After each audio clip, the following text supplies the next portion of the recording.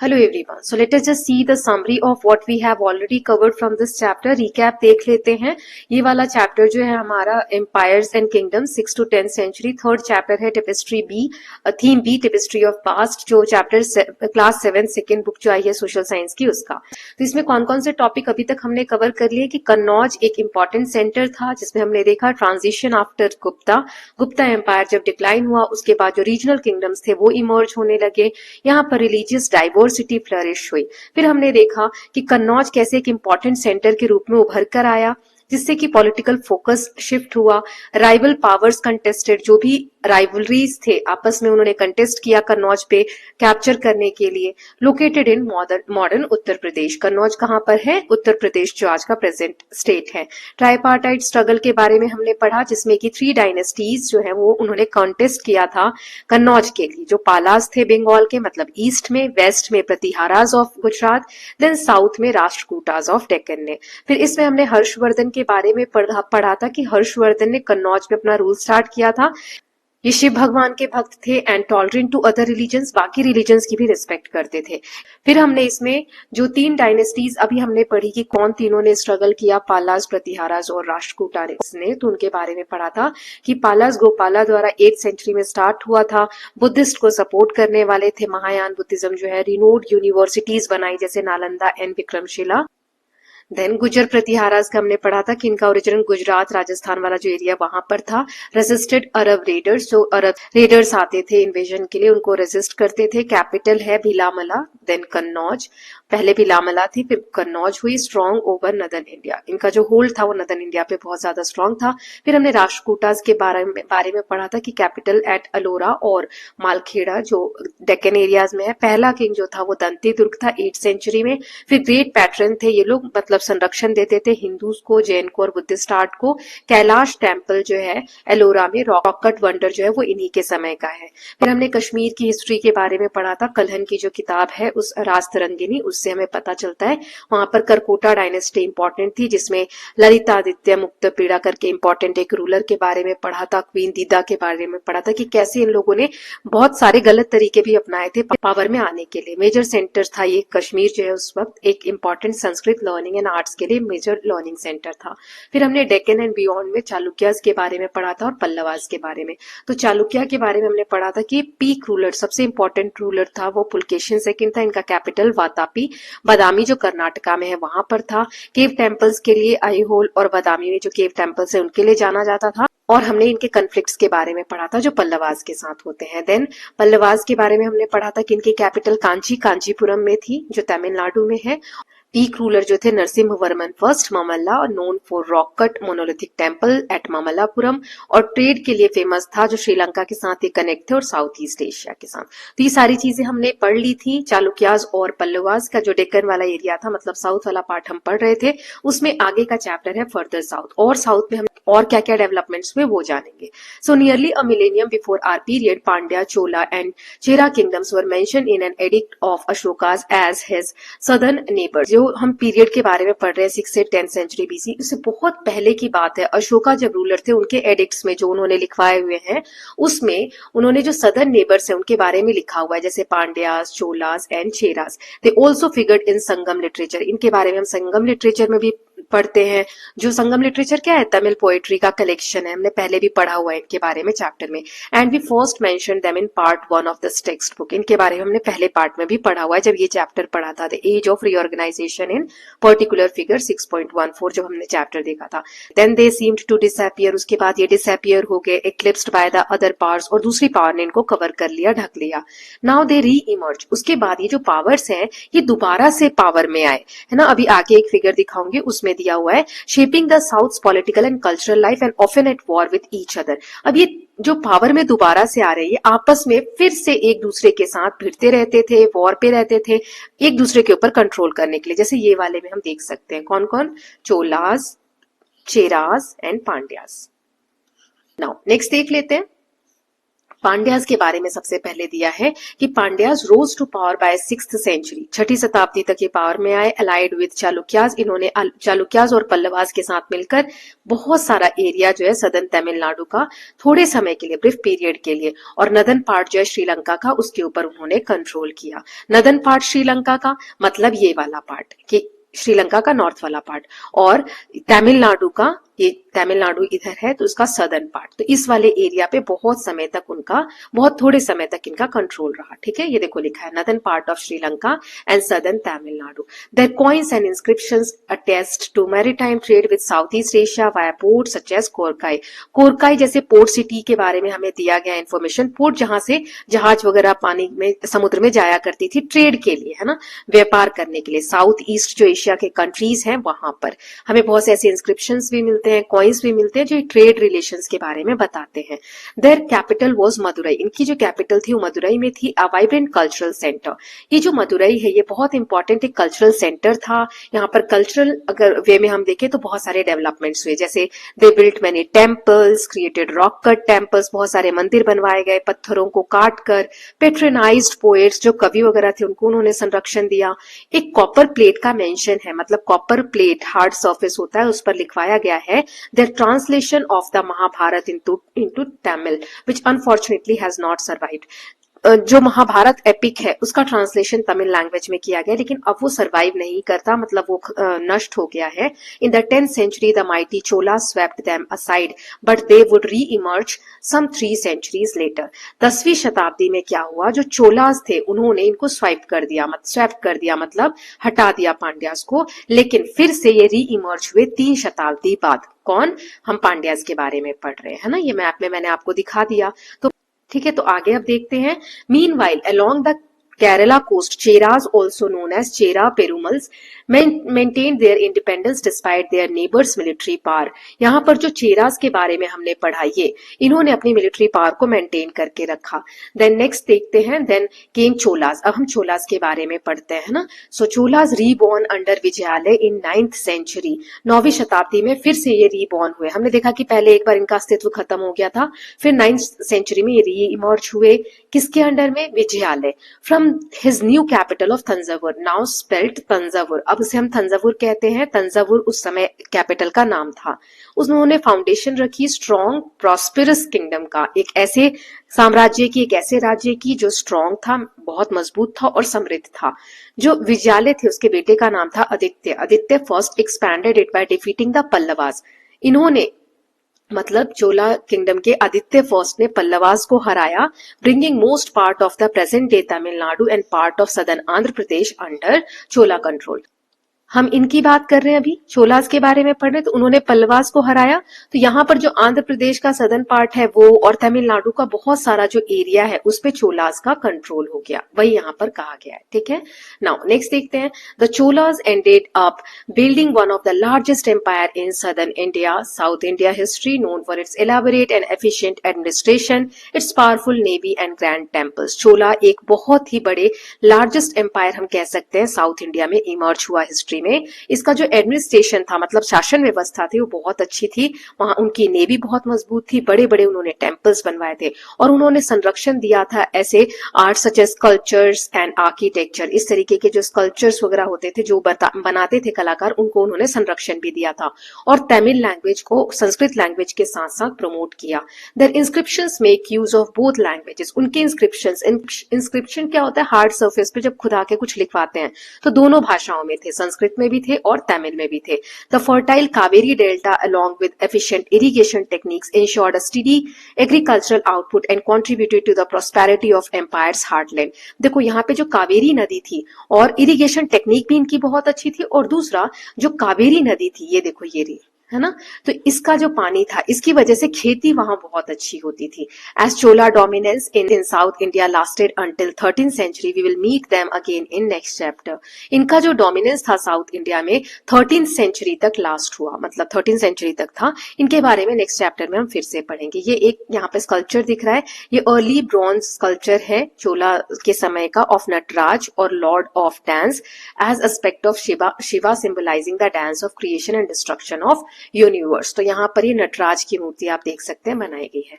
Don't miss out, यहाँ एक fact दिया है, during this period inscriptions begin using both Sanskrit and regional languages.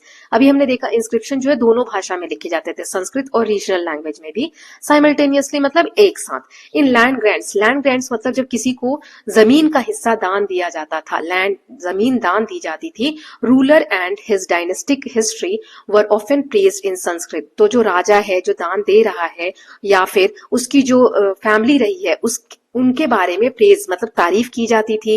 While the operative details of the grant were recorded in local language, और जो local language है उसमें उनकी details लिखी जाती थी। Why do you think such inscriptions were written in two language, दो भाषाओं में क्यों लिखा जाता था? मेरे हिसाब से ताकि बहुत बड़े लेवल पे उसको लोग जान सके कि किसी राजा ने क्या काम किया है, और लोकल लोगों को भी पता चल सके, साथ ही साथ जो उस एरिया के नहीं है उनको भी भाषा समझ में आ सके। Now next is other developments. और क्या क्या डेवलपमेंट्स हुए?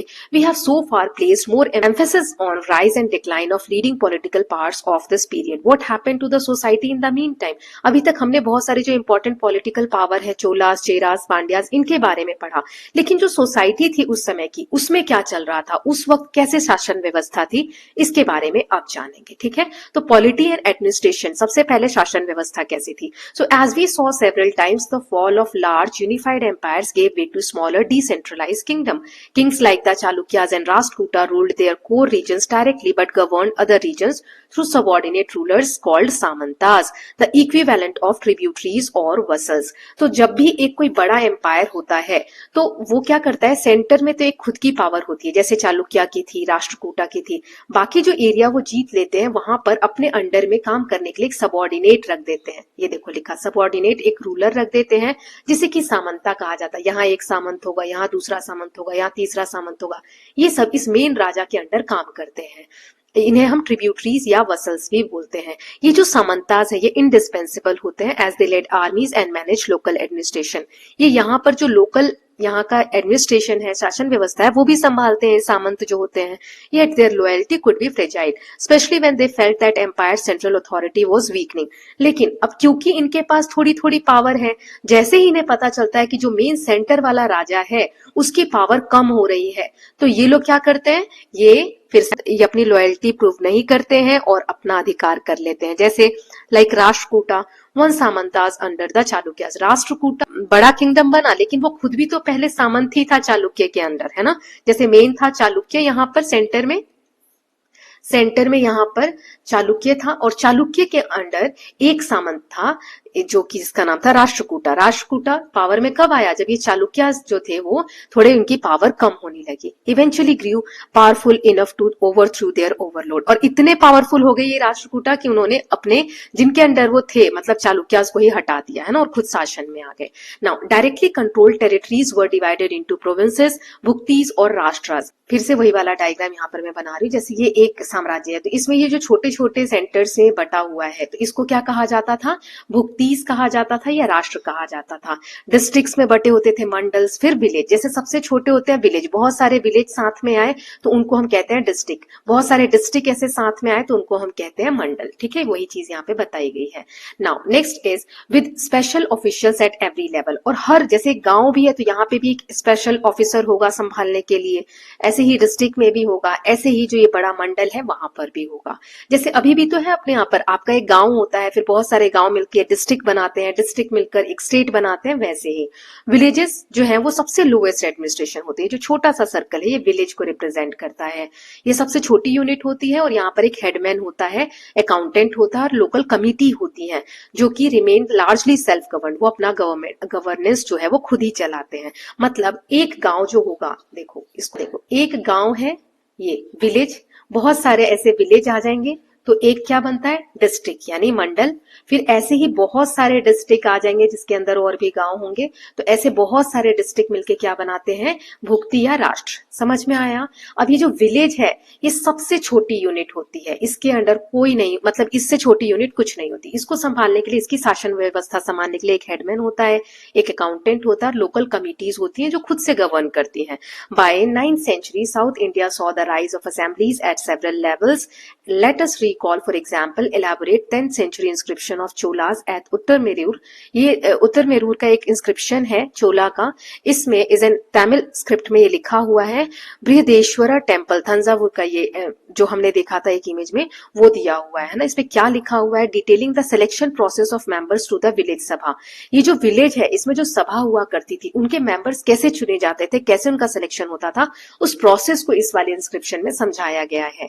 ठीक है, ये फर्स्ट टेक्स्ट बुक जो थी हमारे रूलर्स टू रूल वाला जो चैप्टर था उसमें दिया गया है। This showed the long continuity of democratic tradition in India dating back 1500 years to the Janapadas. मतलब इतने पुराने समय में भी हम देख सकते हैं कि इलेक्शन डेमोक्रेसी जैसी व्यवस्था थी। ऐसा नहीं जिसका मन हुआ वही चीजें संभालने लग गया, चुना जाता था व्यक्ति को। जैसे आज भी हम वोटिंग के प्रोसेस से अपने लीडर्स को, अपने नेताओं को चुनते हैं, ठीक वैसे ही। ठीक है, नाउ नेक्स्ट देख लेते हैं।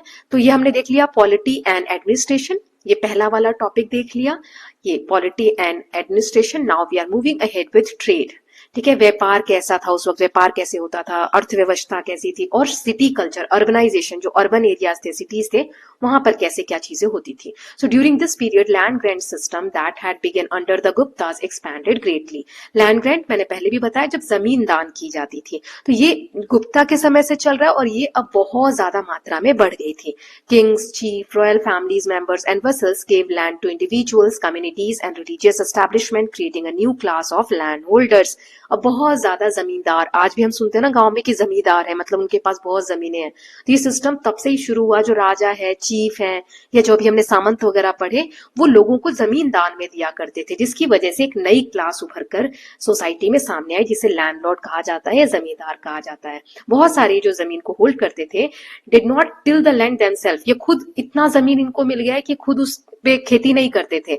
Suggesting that powerful intermediaries often exploited peasant as several text and inscription allude to. अब ये जो खेत है ये किसी को दान में मिल गया, कि वो उसके पास ऐसे बहुत से खेत है, तो खुद तो खेती करेगा नहीं, वो किसानों से करवाएगा। ठीक है, अब इस प्रोसेस में क्या होगा, एक मिडिल मैन रख दिया जाता है, इंटरमीडियरी, जो ये जिसके खेत है उसके बीच में और ये किसान के बीच में एक बीच का बिचौलिए जैसा काम करता है, और ज्यादा टैक्स वसूलने के लिए, ज्यादा पोर्शन अनाज का वसूलने के लिए, या खेती से ज्यादा पैसा कमाने के लिए इनके ऊपर वो ज्यादा कंट्रोल करता है। मतलब किसानों को और ज्यादा दुख पहुंचाता है ना, किसानों को एक्सप्लॉइट करते हैं। पेसेंट मतलब किसान। Many grants aimed to being uncultivated land under cultivation expanding agriculture and crop diversity। जो बहुत सारे ग्रांट्स हुआ करते थे जो जमीन दान में दिए जाते थे, उनका मेन एम होता था कि जो अनकल्टिवेटेड लैंड है, ऐसे लैंड जिसपे खेती नहीं हो रही है, उसको उसके ऊपर भी खेती की जाए, ताकि एग्रीकल्चर को और एक्सपैंड किया जा सके, क्रॉप की डाइवर्सिटी को बढ़ाई जा सके। Classical text on agricultural technique, जो हमने चैप्टर पढ़ा था first, the story of Indian farming, इसमें एग्रीकल्चरल टेक्निक्स के बारे में हमने पढ़ा था। ये रिफ्लेक्ट करता है this era's emphasis on farming. इस एरा में फार्मिंग में कितना ज्यादा जोर दिया गया। Many small scale and some large state supported irrigation works were undertaken. Irrigation मतलब सिंचाई की व्यवस्था। जब आप ऐसे खेतों में खेती करवाना चाह रहे हो जिसमें पहले कभी खेती नहीं हुई, अनकल्टिवेटेड लैंड, तो उसमें जरूर कोई कारण होगा, या तो वहां सिंचाई की व्यवस्था नहीं होगी, या मिट्टी अच्छी नहीं होगी। तो इन सबको रेडी करने के लिए इरिगेशन व्यवस्था, मतलब सिंचाई की व्यवस्था करवाना जरूरी है। तो इसके लिए बहुत सारे राज्य द्वारा, मतलब जो शासन व्यवस्था संभाल रहे उनके द्वारा सपोर्ट करके small scale, large scale irrigation work बनाए गए, मतलब तालाब खुदवाए गए या कैनाल्स बनवाए गए, इस तरीके से। Pallavas for example built numerous tanks in Tamil Nadu, many of which are still functional today. So ऐसी पल्लवा डायनेस्टी थी, उन्होंने बहुत सारे टैंक्स बनवाए तमिलनाडु में, है ना, जो कि आज भी किसान यूज करते हैं। ओके, नाउ नेक्स्ट है many inscriptions record the sponsorship of a well, a pond or a tank, thereby elevating the donors social status. अब बहुत सारे इंस्क्रिप्शन आपको ऐसे मिल जाएंगे जो पत्थरों पे इस तरीके से खोद के लिखवाए गए हैं। जैसे मान लो कुआं है, तो वहां पे लिखवाया हुआ है कि किसने डोनेट की है ये जमीन, या किसने बनवाया है कुआं। तो जो भी ऐसा काम करते होंगे उनका सोसाइटी में स्टेटस बढ़ता होगा with better irrigation and agricultural growth, और साथ ही साथ खेती भी अच्छी होती होगी, इरिगेशन व्यवस्था अच्छी होती होगी। Cash crop thrive. Cash crop कौन से होते हैं, जिनको तुरंत मार्केट में बेचा जा सकता है, उस तरीके के जो क्रॉप्स हैं वो अच्छे से उपज होती होगी। Supporting agro based craft and industry, जिसकी वजह से बहुत सारी इंडस्ट्रीज को सपोर्ट मिलता होगा।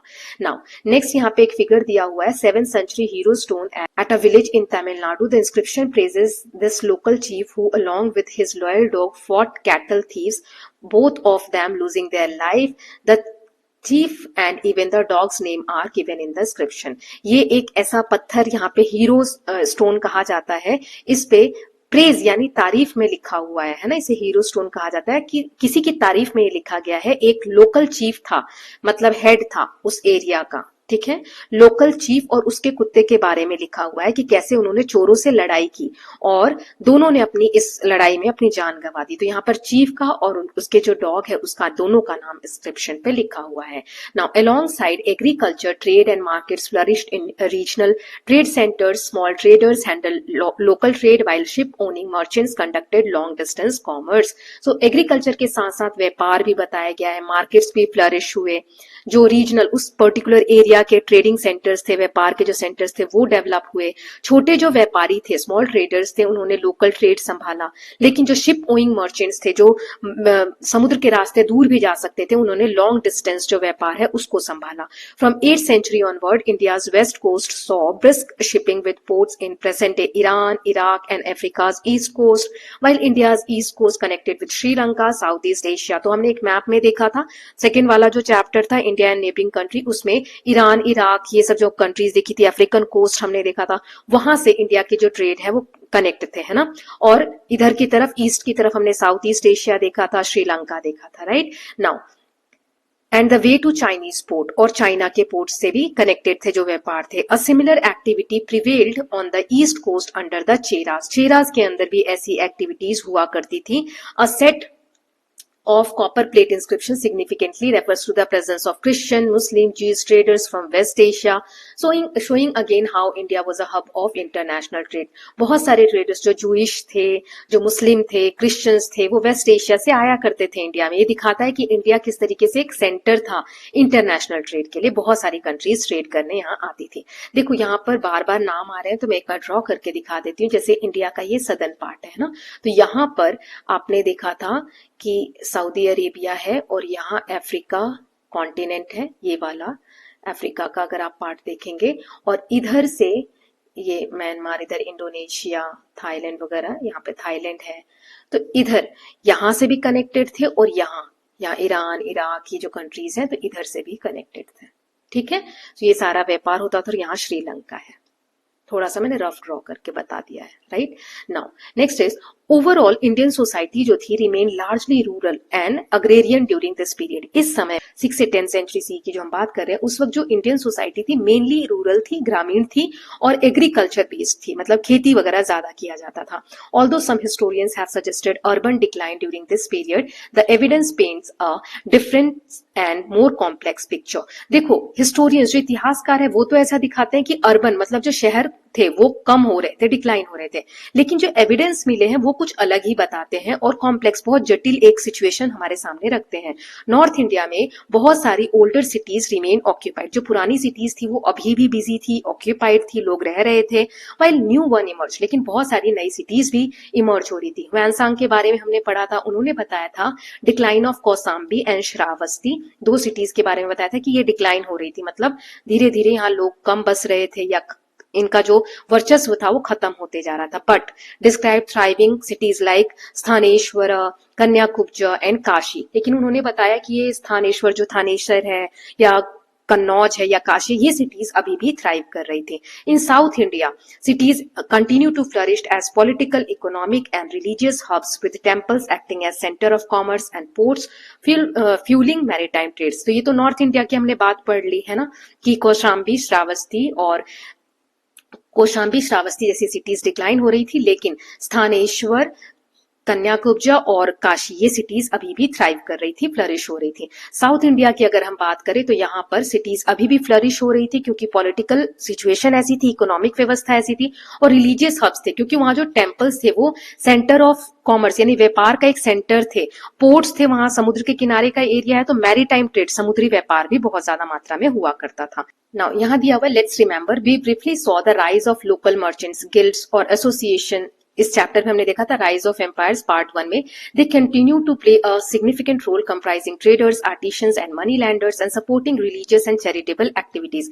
हमने देखा था व्यापारियों का ग्रुप बनता था जिसे गिल्ड कहा जाता था, है ना। ये लोग अभी भी बहुत इंपॉर्टेंट रोल प्ले कर रहे थे, जैसे ट्रेडर्स, आर्टिशंस और मनी लैंडर्स ये ग्रुप बनाते थे, है ना। और ये चैरिटेबल एक्टिविटीज को सपोर्ट करते थे। बहुत सारे इंस्क्रिप्शंस ऐसे मिले हैं, लेख मिले हैं जो बताते हैं detail there structure and function, कि उनका स्ट्रक्चर कितना किस तरीके से था, उनके कितने मेंबर्स होते थे, क्या फंक्शन होते थे उनके, मतलब गिल्ड्स के, इसके बारे में। In south India 2 major merchant guilds operated predominantly. South India में 2 ऐसे इंपॉर्टेंट मर्चेंट गिल्ड्स थे। One was active in coastal and inland trade. एक कोस्टल ट्रेड में, चल मतलब जो समुद्री तट है उस एरिया में एक्टिव थे, और इनलैंड ट्रेड में जो दूसरे थे become largest inter regional merchant association. दो अलग अलग रीजन के जो मर्चेंट थे उनके साथ व्यवस्था बनाने में, एसोसिएशन बनाने में ये लोग एक्टिव थे, ठीक है। तो मर्चेंट्स के ग्रुप को कहा जाता है गिल्ड, जो कि काम करते थे, चैरिटेबल एक्टिविटीज करते थे, और ये जो व्यापार वगैरह है इनमें इनका इंपॉर्टेंट रोल हुआ करता था। नाउ अब सोशल लाइफ के बारे में पढ़ लेते हैं। तो इस समय में इंडिया की जो सोसाइटी है बहुत कॉम्प्लेक्स तरीके से ग्रो कर रही थी and can not be reduce to a simple description. इसका कोई एक आसान सा हम डिस्क्रिप्शन नहीं दे सकते। ट्रेडिशनल जो जातीज थी वो मल्टीप्लाई हो रही थी, मतलब उनकी संख्या बढ़ती जा रही थी। बहुत सारे नए भी इसमें आ रहे थे बेस्ड ऑन ऑक्यूपेशन, मतलब काम के बेसिस पे जातियां बन रही थी या किस रीजन में रहते हैं उस बेसिस पे। This created communities in which most people married within their groups. Some local tribes, border population, foreign migrants and occupational or religious groups were absorbed into the Varna Jati system, while some communities such as foreign traders remain as outsiders। जैसे ये एक राज्य है, ये एक राज्य है, तो यहाँ जो बॉर्डर पे जो लोग रह रहे हैं वो किसी न किसी जाति में उनको मिला लिया जाता था, एब्जॉर्ब हो जाते थे वो, राइट। और ऐसी जो जातियां हैं, जैसे ये ग्रुप है, ये ग्रुप है, तो ऐसे बढ़ते चले जा रहे थे, है ना। और इसकी वजह से this created communities in which most people married within there group, मतलब इस जाति के लोग इसी जाति में विवाह करेंगे, इस जाति के लोग इसी जाति में, मतलब सेम जाति में विवाह करना। तो ये वर्ण जाति सिस्टम एक बनता चला जा रहा था। लेकिन कुछ ऐसे फॉरेन ट्रेडर्स थे जो अभी भी आउटसाइडर्स थे, वो किसी भी जाति में इंक्लूड नहीं हो रहे थे। Then next is much of the data on jatis comes from text and some from inscriptions, but overall there are many gaps and an unanswered question। हमें जो जातीज के बारे में डिटेल मिलता है टेक्स्ट से मिलता है, यानी किताबों से, इंस्क्रिप्शन से, लेकिन अभी भी बहुत से क्वेश्चन ऐसे रह जाते हैं, गैप्स रह जाते हैं जिनके आंसर्स हमें नहीं मिलते हैं। More over systems varied widely across regions showing that varna and jati were flexible rather than rigid। जो वर्ण जाति है आज के समय में हम जितना रिजिड देखते हैं, कठोर देखते हैं, उतना नहीं था। उस समय वेरी फ्लेक्सिबल था, मतलब एक जाति से दूसरी जाति में जाना या इंटरैक्शंस उतना टफ नहीं था। जैसे कि एक एग्जांपल दिया है, several sources indicate that Palas and Kakatiyas whom we will meet in next chapter among other rulers were originally shudras, the varnas of laborers, craft people, etc. But in course of time they would have been regarded as kshatriyas, the varna of rulers and warriors। तो जैसे एक ये instance है, example है कि जो पालाज के बारे में हमने पढ़ा और काकतियाज के बारे में अगले चैप्टर में आने वाला है, तो कहते हैं कि जो दोनों थे पालाज और काकतियाज, ये पहले शूद्राज थे। जो वर्ण जाति सिस्टम में जो एक ग्रेड होता है उसे कहा जाता है, जिसमें लेबर आते हैं, क्राफ्ट पीपल आते हैं शूद्राज में, है ना। लेकिन धीरे धीरे समय के साथ जब ये पावर आई इनके पास, ये जीतने लगे या कहीं पे कंट्रोल हो गया, तो कोर्स ऑफ टाइम मतलब समय के साथ क्या हुआ, इन्हें क्षत्रियाज समझा जाने लगा। तो आप समझ सकते हो कि जाति इतनी रिजिड नहीं थी, इतनी टफ नहीं थी, लोग चेंज हो सकते थे। क्षत्रियाज कौन होते हैं, जो रूलर्स होते हैं या जो वॉरियर्स वगैरह होते हैं, योद्धा। देन तो ये एक इंपॉर्टेंट एग्जाम्पल आप समझ सकते हैं। At the same time terms like अस्पृश्य, अस्पृश्य मतलब नॉट टू बी टच्ड, जिसे टच नहीं किया जाए, अपीयर्ड इन फ्यू टेक्स्ट। कुछ किताबों में हमें इस वर्ड के बारे में जानने को मिलता है, जिससे हमें पता चलता है discrimination against some communities regarded as impure. ऐसा समझा जाता है कि कुछ कम्युनिटीज, कुछ ग्रुप ऐसे थे जो जिनको डिस्क्रिमिनेट किया जाता था कि ये अछूत है, इम्प्योर है, इनको टच नहीं करना है। This is confirmed by other sources such as Huansang, who noted butchers, fishers, dancers, executioners and scavengers and so on have their abodes without the city. Their houses are surrounded by low walls and form suburbs। कि ये जो चीज है कि कुछ लोगों को अछूत समझा जाता था या टच नहीं करना है, इस तरीके का डिस्क्रिमिनेशन, भेदभाव किया जाता था, ये हमें और भी टेक्स्ट से कंफर्म होता है। जैसे हुएनसांग जो इंडिया में विजिट किए थे, उन्होंने बताया था कि कुछ लोगों का ग्रुप ऐसा है, जैसे बचर्स जो कसाई होते हैं या जो मछली पकड़ने वाले हैं, डांसर्स हैं या एग्जीक्यूशनर्स हैं, या स्केवेंजर्स जो मल मूत्र वगैरह साफ करते हैं, ऐसे जो लोग हैं इनको सिटी में नहीं रहते ये लोग, इनका सिटी से बाहर इनके घर हुआ करते हैं, इनके घर छोटी छोटी दीवारों से घिरे होते हैं और ये सबर्ब्स बनाते हैं, मतलब ये अर्बन एरिया है तो इसके फ्रिंजेस पे, किनारे पे रहते हैं ये लोग। Despite such division different varnas and jatis often function cooperatively. इतने डिविजन के बावजूद भी जो अलग अलग वर्णास हैं, जातीज हैं, ये लोग एक साथ कोऑपरेटिवली रहते थे as a dependent on each others work and function at least at the economic level. देखो ये मिलकर रहना क्यों एक लाजमी था, क्योंकि इन्हीं लोग मतलब सभी लोगों का काम डिवाइडेड था, तो अगर कोई भी व्यक्ति अलग भी रह रहा है तो इनके बिना मेन सिटी का वर्क नहीं चल सकता, तो एक दूसरे पे डिपेंडेंट थे, इसीलिए कोऑपरेट होकर कोऑपरेशन के साथ काम करते थे। We will also see below the so called bhakti movement which cut across the strata of the society. Several bhakti saint for instance were Shudras. अब हम एक भक्ति मूवमेंट के बारे में भी पढ़ेंगे, है ना, जिसमें जो भक्ति सेंट हुए, जो सन्यासी हुए, वो शूद्रस जो वर्णा सिस्टम मैंने ऊपर भी बताया था आपको, उनसे बिलोंग करते थे, लेकिन वो संत हुए, है ना। तो ये सब भी हम आगे जानेंगे। As regards the position of women it would also vary widely from one region to another, from one social layer to another. औरतों की जो कंडीशन थी उस समय वो भी डिफरेंट डिफरेंट थी, रीजन वाइज भी, किसी रीजन में कैसी पोजीशन थी, किसी रीजन में कैसी, और सोशल लेयर कैसा था, मतलब जो गरीब लोग थे उनमें औरतों की जो पोजीशन है या घर में जो वैल्यू है वो अलग हुआ करती थी। जो बड़े अमीर घर हैं या राजघराने हैं या जो फेमस फैमिलीज हैं उस पर्टिकुलर रीजन में, तो वहां पर उनकी पोजीशन अलग हुआ करती थी। It is however interesting to note that in his Harsha Charitra Banbhat showed women were participating in many economic and social activities, working in agriculture and craft and in court, serving as entertainers, musicians, storytellers and attendants. हर्ष चरित्र हमने देखा था कि हर्ष की जीवनी लिखी है बाणभट्ट ने, उसमें उन्होंने बताया कि उनके समय में औरतें जो हैं पार्टिसिपेट करती थी इकोनॉमिक लाइफ में, सोशल एक्टिविटीज में, खेती में, क्राफ्ट में, और कोर्ट्स जो राज दरबार है उसमें भी वो एज अ एंटरटेनर काम करती थी, म्यूजिशियन की तरह, कथावाचक की तरह और अटेंडेंट्स की तरह शामिल हुआ करती थी। बहुत सारे ऐसे इंस्क्रिप्शंस हैं, लेख हैं, which record women making offerings to temples और गेटिंग वाटर स्ट्रक्चर कंस्ट्रक्टेड, जिसमें बताया गया है, ऐसे लेख हैं कि मंदिरों में दान दिया करती थी औरतें, और जैसे टैंक्स वगैरह बनाए जाते थे वाटर के स्ट्रक्चर, तो वो भी कंस्ट्रक्ट करवाए हैं उन्होंने। तो हर स्ट्रेटा में, हर रीजन में विमेन की जो पोजीशन थी उस वक्त सोसाइटी में वो अलग अलग थी। नाउ डोंट मिस आउट, यहाँ पर एक फैक्ट दिया हुआ है, let us just read it. During this period several queens ascended to the throne. इस समय में बहुत सारी रानियां भी राजगद्दी पर बैठी। While most dynasty favoured male yuvraj, बहुत सारी जो डायनेस्टी थी वो तो जो लड़का होता है, जो प्रिंस होता है, उसी को युवराज बनाया जाता था या राजा बनाया जाता था। जैसे कि Bhauma Karas in present day Orissa so multiple female rulers. ये जो भौमा कराज है इसमें बहुत सारी फीमेल्स जो है, महिलाएं जो है वो रानी बनी, उन्होंने शासन व्यवस्था संभाला, जिसमें से एक नोटेबल है Tribhuvana Mahadevi first in 9th century. She strengthened the dynasty, उन्होंने अपनी जो डायनेस्टी थी, जो जिस पे वो शासन कर रही थी, उनको उन्होंने संभाला, मजबूत बनाया। जो रिबेलियंस थे उनके अगेंस्ट जो लोग थे उनको सप्रेस किया, दबाया। डेमोन्स्ट्रेट स्ट्रॉन्ग एडमिनिस्ट्रेटिव स्किल, उन्होंने दिखाया कि उनके अंदर कितनी स्ट्रॉन्ग शासन व्यवस्था है। हिंदुओं को संरक्षण दिया और बुद्धिस्ट इंस्टीट्यूशंस को संरक्षण दिया, टेम्पल्स को संरक्षण दिया, और बहुत सारे लैंड ग्रांट्स भी उन्होंने इशू किए, मतलब जमीन दान में दिए अंडर द टाइटल। और उन्होंने अपना टाइटल क्या रखा था? परम भट्टरिका महाराजाधिराज त्रिभुवन महादेवी। इस नाम से उन्होंने जमीन दान दी, जिसका मतलब है सुप्रीम सोवरेन एम्प्रेस, मतलब ग्रेट क्वीन ऑफ 3 वर्ल्ड्स। तीनों दुनिया की सबसे महान रानियों में से एक के द्वारा ये लैंड ग्रांट वगैरह दिया गया, तो ये टाइटल उन्होंने रखा था। नाउ नेक्स्ट देख लेते हैं कल्चरल लाइफ कैसी थी। सोसाइटी देख ली हमने। By now we have seen several rulers patronising different school of thoughts. हमने देखा कि राजा वगैरह जो थे वो अलग अलग जो विचारधारा है, जैसे हिंदू, बुद्धिस्ट, जैन, इनको संरक्षण देते थे regardless of their own inclination. वो किस धर्म को मानते हैं उससे कोई फर्क नहीं पड़ता था, फिर भी वो सभी को संरक्षण देते थे। Now, those religious traditions interacted in complex ways, sharing central concepts such as dharmas, karmas, sacred spaces, artistic motifs, and sometimes deities. तो ये जो धार्मिक परंपराएं हैं एक दूसरे से जटिल तरीके से जुड़ी थी, मतलब कॉम्प्लेक्स तरीके से जुड़ी हुई थी, जुड़ी रही। इनके मुख्य सिद्धांत जैसे कि कॉन्सेप्ट्स पे बेस्ड थे, जैसे कि धर्म, कर्म पे चीजें डिस्कस होती थी, या सेक्रेड स्पेसेस जो पवित्र स्थान होते थे, या आर्टिस्टिक मोटिव मतलब कि जो प्रतीक जैसे कि मूर्ति पूजन, ये सब चीजों पे डिपेंड होता था कि कौन सा धर्म कैसा है या कौन सा जो विचारधारा है वो किस भगवान को मानती है ना, डीटीज वगैरह जो देवी देवता, इनमें समानताएं थी।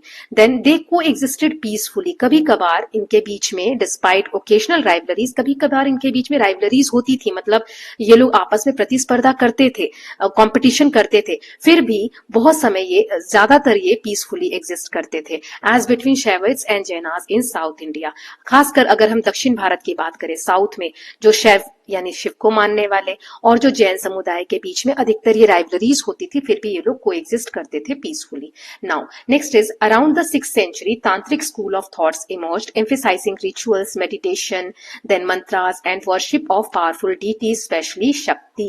अब 6th century के अराउंड तांत्रिक एक और विचारधारा उभर कर सामने आई, इमर्ज हुई, जिसमें कि रीति रिवाजों पे फोकस किया गया, मेडिटेशन पे, मंत्रास पे, मंत्र इसमें बहुत इंपॉर्टेंट रोल प्ले करते थे।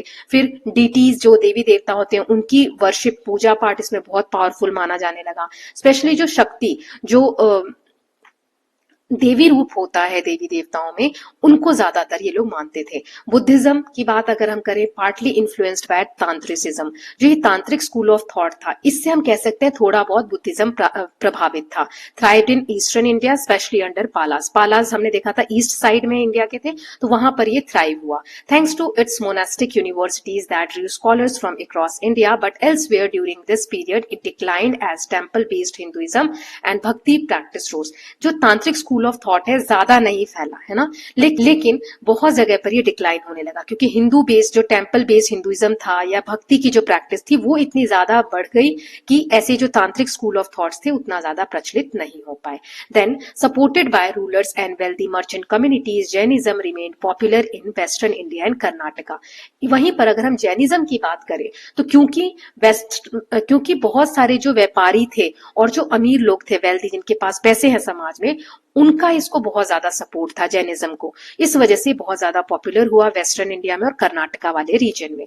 Monumental works from this period include monolithic Bahubali at Shravanabelagola in Karnataka and Jain temple caves at Ellora और बादामी। उस समय बहुत सारे मॉन्यूमेंट्स ऐसे बहुत सारे आपको देखने को मिलेंगे उस समय के, जो मोनोलिथिक मतलब एक ही पत्थर को काटकर बनाई गई कोई इस तरीके के स्कल्पचर है या कोई भी मॉन्यूमेंट्स हैं। तो ये एक श्रवणबेलगोला कर्नाटक में जगह है, वहां पर 10th century का मोनोलिथिक स्टैच्यू है जिसे बाहुबली कहा जाता है। During a special ceremony in 2018 का ये फोटो है। Bahubali is a revered Jain figure depicted here in meditation which lasted 12 years। Notice the anthill behind him and the plant climbing around his leg and arms, कि plants किस तरीके से ऐसे climb हो रहे हैं इनके हाथों पे, है ना। तो ये आप देख सकते हो कैसे कंस्ट्रक्शन किया गया है। Now the Puranas with their elaborate mythology and sacred geography, जो हमने चैप्टर में पढ़ा था, help integrate local deities and regional myth into broader pan India cults, especially those of Shiva, Vishnu, Krishna and various devis. These traditions emphasized bhakti, personal devotion over Vedic sacrifices and centered around temples, mathas and pilgrimage sites.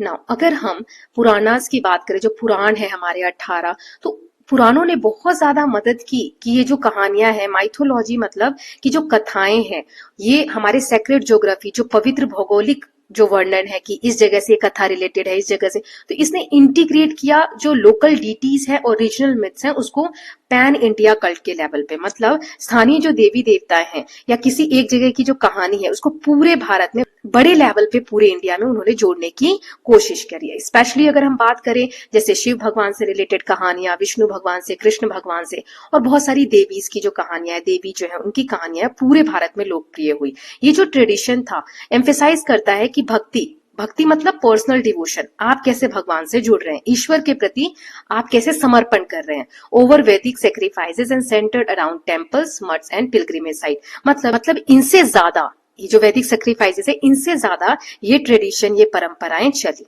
ठीक है, इसका मुख्य केंद्र जो हुआ करता था कि कहां पर ये सेंटर्ड होती थी, टेम्पल्स में, मठ में, या जो पिलग्रिमेज साइट है, जो तीर्थ यात्रा के स्थल है, वहां पर। ओके, नाउ नेक्स्ट देख लेते हैं। From 6th century onwards, these traditions crystallized into what has been called भक्ति मूवमेंट। ये सारी चीजें धीरे धीरे होते होते किस चीज में कन्वर्ट हो गई? भक्ति मूवमेंट में। भक्ति मतलब होता है bhakti as devotion addressed to a deity did exist much earlier, but what took place now rather than an organized movement was a massive spread among all layers of society and across India। देखो भक्ति बहुत पहले से था society में, लेकिन इतना ज्यादा नहीं था। मच अर्लियर मतलब पहले से था, लेकिन अब जिस तरीके से वो एक मूवमेंट आंदोलन बन गया था, समाज के हर लेयर में हर तबके के लोग इससे जुड़ गए थे। The initial spark came from south. South से इसकी शुरुआत हुई, जहां पे दो ग्रुप्स बन गए, डिवोटीज मतलब भक्तों के, and poet produce devotional literature. बहुत सारी ऐसी भक्ति से भरी हुई कहानियां कविताएं लिखी गई तमिल भाषा में, which had an enormous impact. इसका बहुत ज्यादा लोगों पे प्रभाव पड़ा। जैसे 12 अलवर्स थे, अलवर्स जो विष्णु भगवान के डिवोटी थे, भक्त थे। वन ऑफ देम अंडाल, उनमें से एक 12 में से एक अंडाल नाम है जो एक औरत भी थी उसमें। एंड 63 नयनार्स। नयनार्स कौन होते हैं? इन्हें हम नयनमार्स भी कहते हैं, जो शिव भगवान के भक्त थे। मतलब अलवर्स यानी विष्णु भक्त जो 12 थे, उसमें से एक विमेन भी थी जिनका नाम अंडाल है, और 63 नयनार्स थे। नयनार जो शिव भगवान को पूजते हैं, इंक्लूडिंग 3 विमेन। इस 63 में से 3 जो है वो विमेन थी। देखो यहाँ इमेज में दिया हुआ है statue of Karaikal Ammaiyar, one of the female Nayanmar saint who probably lived in 6th century CE। तो ये एक आपको यहाँ पर स्टैचू दिख रहा है। More bhakti saints followed in several other parts of India. They emerged from diverse social backgrounds and their poetry composed mostly in regional languages. जो बहुत सारे भक्ति सेंट थे ना, ये इंडिया के अलग अलग पार्ट से फॉलो करने लगे इसको, और ये एक सोशल बैकग्राउंड, अलग अलग सोशल बैकग्राउंड से ये आते थे। उनकी जो पोएट्री होती थी, कविताएं होती थी, रीजनल भाषा में, उस पर्टिकुलर रीजन की भाषा में लिखी जाती थी, जिससे एक डायरेक्ट पर्सनल रिलेशनशिप बना with divine that was open to everyone, जो हर किसी को समझ में आने लगी और हर लोग उनसे जुड़ने लगे। Cutting across gender and social division and reshaping Indian society and literature. और यहाँ से एक इंडिया की सोसाइटी की बात करें या लिटरेचर की बात करें तो उसमें बहुत ज्यादा एक चेंज आया।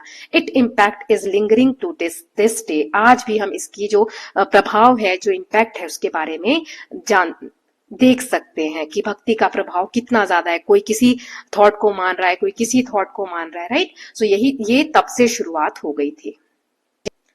Now a Galaxy of mathematician and astronomers. अब हम जानते हैं जो विद्वान वगैरह उस समय थे। So period we deal with in this chapter saw brilliant advances in science and technology। इस समय में साइंस और टेक्नोलॉजी के क्षेत्र में बहुत डेवलपमेंट हुआ। Let us look at mathematics and astronomy here, which contributed to India's renown in the ancient world। प्राचीन भारत जो था हमारा, उस वक्त कैसे पूरी दुनिया में जाना जाने लगा मैथमेटिक्स और एस्ट्रोनॉमी के फील्ड में, वो यहाँ पर बताया गया है। So born in 598 CE in Bhilamala, the first capital of Gujar Pratihara, remember Brahmagupta. Brahmagupta का जो जन्म है 598 CE में भीलामला में हुआ। ये गुजर प्रतिहार का पहला कैपिटल था। And Brahmagupta was an imposing figure with remarkable achievements in mathematics and astronomy. उन्होंने मैथमेटिक्स और एस्ट्रोनॉमी के फील्ड में बहुत सारी अचीवमेंट्स हासिल की थी। उनका जो मेजर वर्क है, जो इंपॉर्टेंट काम है, वो है ब्रह्मस्फुट सिद्धांत। इसमें ये जो इनका वर्क है, इसमें इन्होंने बताया था he introduce the rules of arithmetic operation. जो आज हम अर्थमेटिक्स पढ़ते हैं उसके रूल्स क्या है, कैसे सॉल्व किया जाता है, जीरो के साथ उन्होंने बताया। नेगेटिव नंबर्स के बारे में बताया, फ्रैक्शंस के बारे में बताया। The same that you now learn at school. जो आज आप मैथ के बुक में पढ़ रहे हो, सारे कॉन्सेप्ट इन्होंने बताए। He also pioneered new techniques for solving certain equations. कुछ इक्वेशंस को कैसे सॉल्व किया जाए, उसकी नई टेक्निक्स, वो सबसे पहले व्यक्ति हैं जिन्होंने बताई।